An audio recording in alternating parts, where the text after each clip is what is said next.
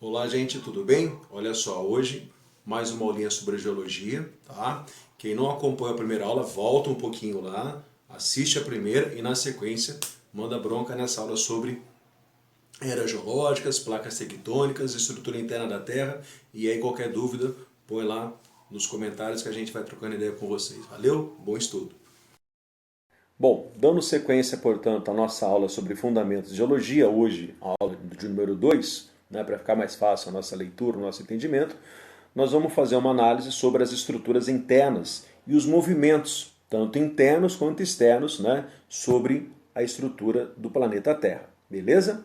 Pois bem, então, de acordo com a imagem aqui, o que nós podemos já, né, no primeiro momento, verificarmos? Que o nosso planeta ele é composto por três grandes estruturas. A parte externa, chamada de litosfera, onde eu tenho a superfície terrestre ou a crosta terrestre, né? Que aliás vai ser o nosso ponto principal de análise, porque todas as atividades econômicas, ambientais, políticas, sociais estão inseridas nesse ambiente. Bem, bom, na parte intermediária, né, nesse miolo, vamos assim dizer, da crosta do nosso planeta, nós temos o manto. E o manto ele vai ser composto pelo magma, e esse magma, quando, né, sob forte pressão, temperatura, ele vai aparecer, né, ele vai ser empurrado, abre aspas, para algumas passagens, por algumas fissuras, que vão dar origem às atividades vulcânicas, mas isso nós vamos identificar daqui a pouquinho. E no interior de todo esse processo, aí, de toda essa estrutura, nós temos o núcleo, né? No caso ali, representado por um núcleo interno e pelo núcleo externo.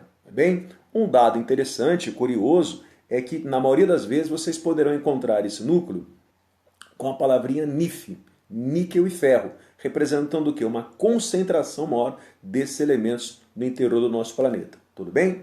Bom, aí nós temos aqui uma leitura, né, que permite um conhecimento maior e melhor sobre como é composto a nossa estrutura do planeta.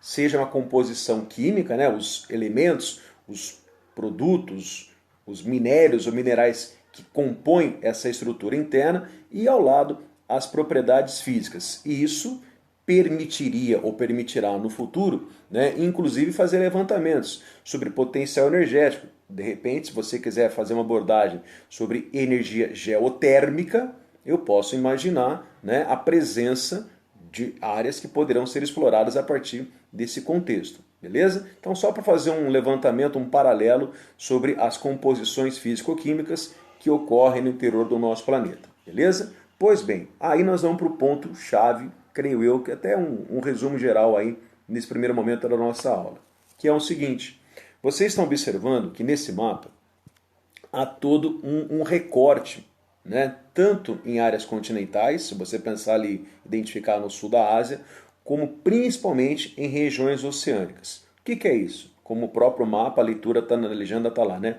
Limite de placas tectônicas. Bom, o que isso significa? Significa que cada placa, cada recorte desse aí, ele tem um determinado movimento.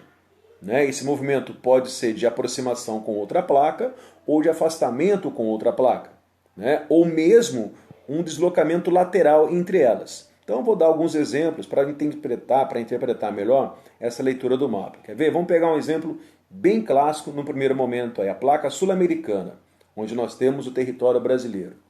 Aí, uma coisa interessante que a gente já pode fazer uma abordagem: por que de repente, no território brasileiro, nós temos uma ocorrência bem menor de fenômenos, né, como abalos sísmicos, terremotos, comparado aos países do Pacífico? Porque se você identificar direitinho o continente aí brasileiro, o nosso território ele está bem distante da borda da placa sul-americana. Então, obviamente, as regiões, os continentes, né, que estão mais próximos dessas bordas, desses limites de placa, eles vão ter fenômenos geológicos com maior intensidade, com maior frequência. Né? Por isso que se eu fizer uma avaliação aí, ó, entre a placa sul-americana e a placa de Nazca, que está ali no Chile, no Peru, né, nós temos um contato entre essas duas placas e isso gera naquela região uma grande instabilidade geológica. Beleza? Porque essas placas estão em encontro, né? De uma forma um pouco diferente. Aí eu vou pegar a placa africana e a placa sul-americana e vou perceber que há um afastamento entre elas. Portanto, o Atlântico Sul ele passa a ter um aumento da sua área. Devido a quê? Devido ao aumento do assoalho oceânico, né, aí nessa região. E aí uma outra dica que a gente pode usar esse mapinha, indo lá para o Pacífico, na região aí, né, do Japão, da Indonésia, porque essa região ela é chamada, conhecida como Cinturão de Fogo do Pacífico. Agora, por que isso, Bola? Porque se você olhar na imagem, olhar na legenda, tá lá, vulcões ativos. Ou seja, é uma região onde você tem uma grande instabilidade geológica, principalmente em razão da ascensão do magma, né? Magma esse, como que nós vimos anteriormente, magma esse composto, perdão, errei aqui, ó, composto aqui na região do manto, beleza? Bom, então vamos voltar para cá. Aí nós voltando para essa imagem do mapa, nós vamos então identificar que os continentes, os oceanos, eles estão inseridos cada um pelo qual aí na sua placa tectônica. Perfeito?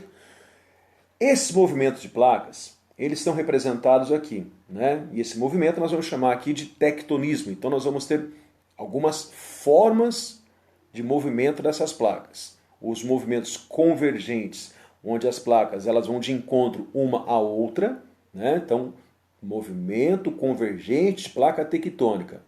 É aqui, ó, placa de Nazca e placa sul-americana. Olha as duas setinhas, né, caminhando na mesma direção. Beleza? Bom, aí eu tenho aqui, ó, o movimento transformante. Que movimento transformante é esse, né? Um movimento mais assim tangencial. Em alguns textos também poderia aparecer a palavra tangencial. Esse movimento transformante ou tangencial, você pode analisar lá na região dos Estados Unidos, né, lá na costa do Pacífico, beleza? Aonde eu tenho, por exemplo, a chamada falha de Sant Andrés, ou Sant Andrés, belezinha? E aí, para justificar o nosso último ponto, né, o movimento divergente da placa tectônica. Esse movimento divergente consiste exatamente aqui, ó, entre a placa sul-americana e a placa africana, beleza? Então, ó, placas tectônicas, nós temos 3 movimentos aí bem importantes. Convergente, transformante ou divergente, beleza? Pois bem, nesse outro caso aqui, só para dar uma ilustração, né, novamente, da mudança, de como é que essas forças podem estabelecer esse movimento de placas tectônicas. Tranquilo? Pois bem, aí nós vamos aqui, ó, então no mapa agora, identificar, como eu havia falado para vocês, algumas dessas, né, ações. Lá nos Estados Unidos, o movimento tangencial. Aqui, né, o número 3, o movimento de afastamento das placas. Né? Número 4 ali, ó, né, representando a aproximação dessas placas tectônicas. Então, 4, convergente. O 3, divergente. O 2, convergente e o número 1, obviamente, sendo tangencial. Então, nesse mapinha, fica bem representado, bem caracterizado esses 3 movimentos das placas tectônicas. Beleza? Pois bem. Daniel, mas é o seguinte, o que é essa questão de placa tectônica? Você vai pensar numa seguinte estrutura. Essa questão das placas tectônicas, elas começaram, de fato, a serem pensadas a partir da teoria do Alfred Wegener. Ele pensou no quê? Na última aula eu coloquei lá para vocês lá, né? A teoria da deriva continental, onde nós tínhamos o continente único chamado Pangeia. E da Pangeia, né, o nosso planeta, em razão dos movimentos internos aí, ele foi se separando, se rompendo, fragmentando os continentes, chegando na atual disposição aí existente até hoje.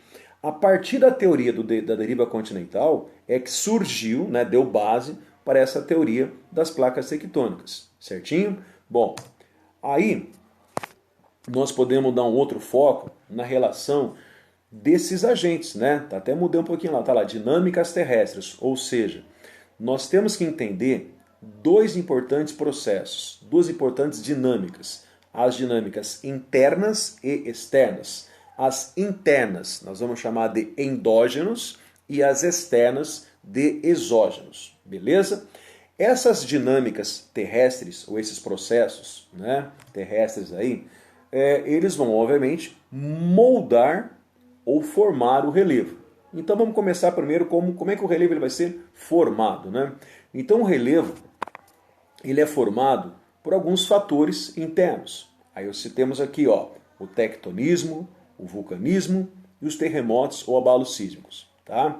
Quando nós falamos de tectonismo, o que a gente pode então diferenciar e tomar um certo cuidado?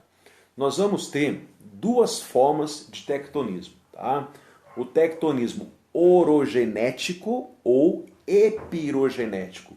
O orogenético, vocês vão perceber pela próprio desenho que está representado ali, né?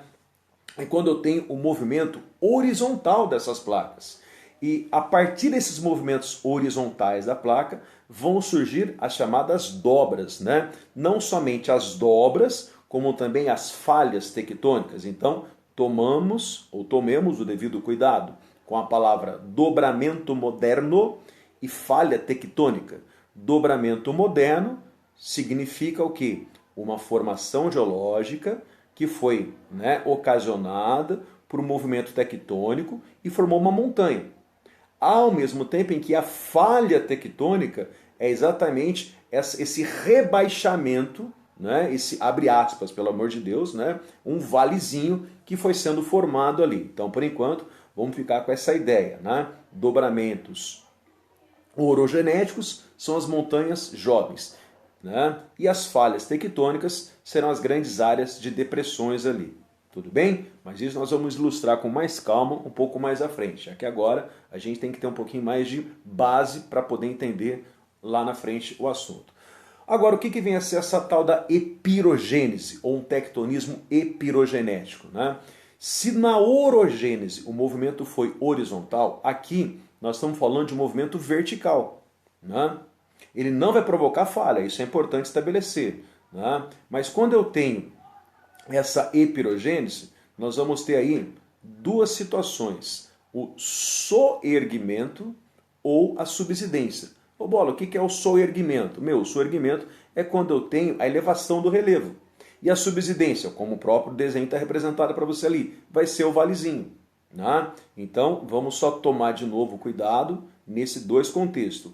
Cadeias orogenéticas são dobramentos recentes, jovens. Aí vamos pegar lá passada, dobramento terciário, beleza? Agora a epirogênese, eu tenho um soerguimento, porque foi apenas um movimento vertical, e em razão desse soerguimento vai se formar, obviamente, né, uma área de subsidência, onde muito, mas muito provavelmente, nós vamos ter aí a passagem de leitos de rio, porque vai ser uma área mais baixa do que suas áreas, né, externas. Tudo bem? O desenho está bem explicadinho, mas qualquer dúvida, põe lá que a gente vai tentando tirar uma dúvida de vocês, beleza? Bom, passando pelo tectonismo, aí aqui não tem muito o que falar, né? O que é o vulcanismo, o que é um abalo sísmico. Então as duas imagens aqui é apenas para representar dois fenômenos, né? O que eu acho interessante, de vez em quando até passar um pouco para vocês, os fenômenos meteorológicos, climáticos, eles têm um nível de precisão de informação muito maior do que os fenômenos geológicos, né? Você pode até prever a ocorrência de um tsunami, mas você não tem a exatidão. Olha, vai acontecer o tremor às 15 horas, 17 minutos, numa intensidade X, como nós temos em relação à previsão do tempo. Ó, vai chover, aí o cara te dá um volume de chuva X, 1 milímetro lá de chuva, né, o tempo de chuva estimado, o caminho que essa chuva vai percorrer. Então isso é uma coisa interessante, o desenvolvimento tecnológico, né, na área de previsão de tempo, na área de meteorologia, climatologia, ele tem uma ferramenta, ele tem um recurso maior hoje do que no contexto de estudos geológicos, né? Obviamente que existem várias pesquisas, vários investimentos, mas ainda não chega ao mesmo nível, né, de precisão como na área da climatologia. Isso é só para chamar uma atenção, porque às vezes pode surgir, mas dá para prever terremoto? Você até pode prever, né? Se você pensar assim, Círculo de Fogo do Pacífico, faz uma análise, por exemplo, terremotos no Japão, terremotos no Chile, terremotos no Japão, terremotos no Haiti, né? Onde é que eu posso ter uma precaução maior, um cuidado maior, né? Pegando o caso agora, essa pandemia aí, né, do coronavírus, já imaginou um abalo sísmico no sul da Europa? Né? Na Itália, região da Turquia, mesmo no Irã, pensando um pouquinho mais por Oriente Médio, né? O grau, o nível de perdas materiais humanas que estariam sendo ocasionadas. Então é fundamental a gente ter uma pesquisa em cima disso, né, para fazer um monitoramento desses fenômenos, beleza? Bom, além dessas questões endógenas, nós temos as questões exógenas, né, os fatores externos. E em relação aos fatores externos, duas palavrinhas mágicas e fáceis: intemperismo e a ação antrópica. O que é intemperismo, bola? Intemperismo está ali. Intemperismo, então, são as condições que eu tenho de um tempo meteorológico, né, o sol, a chuva, beleza? Sobre um tempo cronológico. Então, o intemperismo. E esse intemperismo, ele vai ocorrer, ou pode ocorrer, de três formas ou de maneira conjunta: físico, químico e biológico, beleza? Além do temperismo, existe a ação antrópica, a ação do homem, e essa ação antrópica, obviamente, ela vai ser causada pelas atividades humanas, pela atividade agrícola, pela construção de estradas, pelo processo de urbanização, ou seja, nós somos, sim, de fato, agentes que vão modificar, que vão alterar um relevo, uma estrutura de relevo. Ah, eu não estou entendendo, bola. Então pensa no seguinte: quando uma determinada comunidade ocupa uma área de encosta, se ela está ocupando uma área de encosta, não é um ambiente natural propício para uma ocupação. Então vai ter que fazer um serviço de terraplanagem. Se for uma atividade agrícola, eu vou ter que plantar com curvas de nível através dos terraceamentos, né? Os cortes de rodovias, beleza? A ocupação de uma várzea para plantio. Então toda intervenção humana para uma atividade econômica, seja de subsistência ou comercial, ela está envolvendo uma mudança da paisagem, beleza? Então aqui eu demonstrei para vocês não apenas os principais intemperismos, mas as formas dessa erosão, né? Esse assunto, erosão, nós vamos fazer uma abordagem melhor e maior quando a gente estiver falando de agricultura principalmente, né? Não que o processo erosivo seja algo específico do campo agrícola, do ambiente rural, não. Em áreas urbanas nós temos sérios problemas de erosão, mas no campo isso fica mais nítido, né? Infelizmente, e é ruim, porque é uma perda de solo e, consequentemente, perda de resultados, né, de produtividade para o agricultor, beleza? Bom, então aqui vocês vão ter, né, uma relação de intemperismos físico, químico e biológico, né, como é que cada intemperismo desse ele ocorre e alguns exemplos, tá bem? O que é interessante aqui pensar? Cara, no Brasil, por se tratar de um país de grandes dimensões territoriais, nós vamos ter em várias partes intemperismo físico, por exemplo, no sertão nordestino, o intemperismo químico muito presente na região amazônica, na região de Mata Atlântica, né? Em razão do quê? Em razão de muitas chuvas. Né? A questão do intemperismo biológico, isso está muito associado também à presença de matéria orgânica. Né? Então isso é interessante, fazer uma abordagem futura, né? Quando você fala assim, puxa vida, vamos plantar na região amazônica, é um ambiente muito fértil. Espera lá, ocorre ali um intemperismo muito intenso. Né? Há uma elevada decomposição de matéria orgânica. Mas será que aquela matéria orgânica ali presente, ela vai persistir a partir de um grande desmatamento da cobertura vegetal original?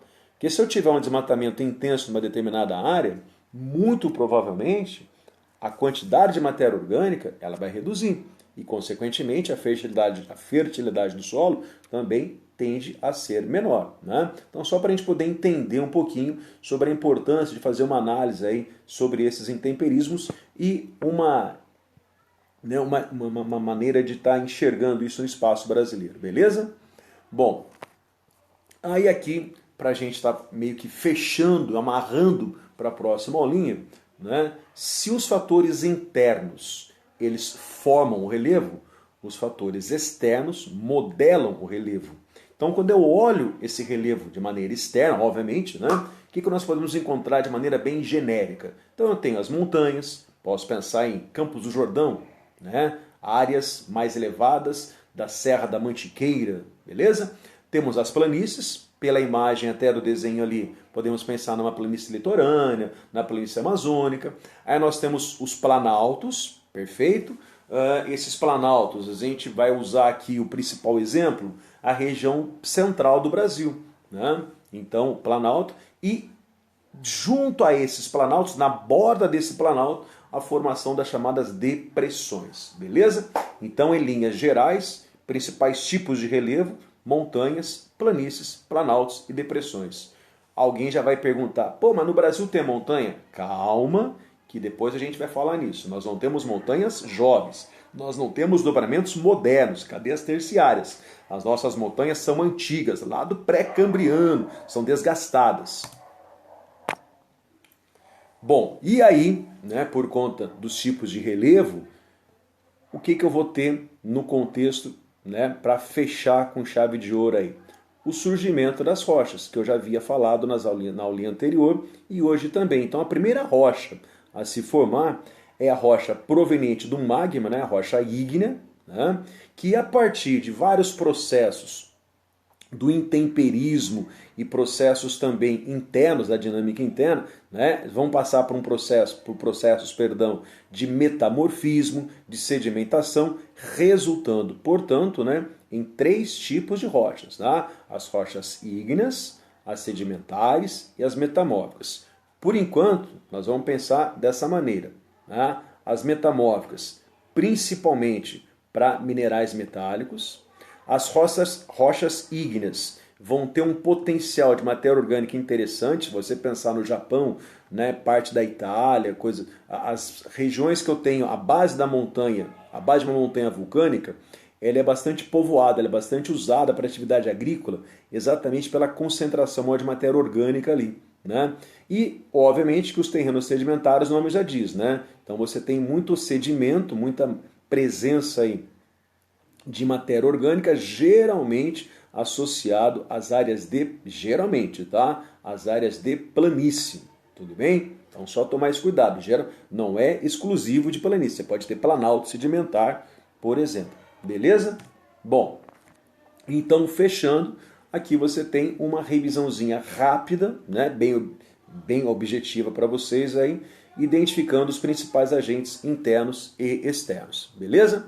No mais, muito obrigado, valeu, até a próxima. Tchau, tchau.